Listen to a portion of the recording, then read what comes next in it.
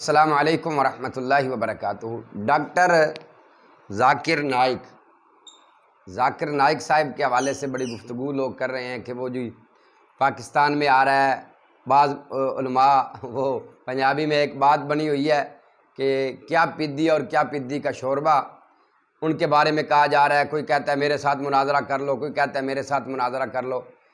جس کو مناظرہ کرنے کا شوق ہے الحمدللہ ہم حاضر ہیں، اللہ کی توفیق، اللہ کے فضل، اللہ کی رحمت سے انشاءاللہ ہمارے مناظر حاضر ہیں۔ اللہ کی توفیق سے ہمارے شیر حافظ عمر صدیق صاحب موجود ہیں، حافظ یحییٰ عارفی صاحب موجود ہیں، قاضی عبدالرشید ارشد جلن والے ماشاءاللہ وہ موجود ہیں، ہمارے حافظ غلام مصطفیٰ صاحب امن پوری موجود ہیں، بڑے بڑے ہمارے مناظر موجود ہیں، تو ان کے ساتھ مناظرہ کر لیں۔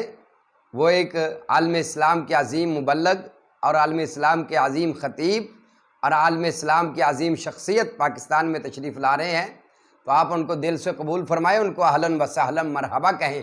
وہ ہمارے مہمان ہیں، اسی دین کی خاطر، اسلام کی خاطر وہ اپنے ملک سے دور ہیں، ملک والوں نے ان کو نکالا ہوا ہے صرف دین کی وجہ سے کہ اگر یہ بندہ اپنے ملک میں رہا تو پوری دنیا میں اسلام پھیل سکتا ہے، پورا ملک جو ہے وہ مسلمان ہو سکتا ہے۔ اس ڈر کی وجہ سے انہوں نے اس ملک سے نکالا ہوا ہے، تو ہم چھوٹی چھوٹی باتیں لے کے ان کے اوپر پابندی کی باتیں کر رہے ہیں۔ کوئی شرم کرنی چاہیے، کوئی حیا کرنا چاہیے۔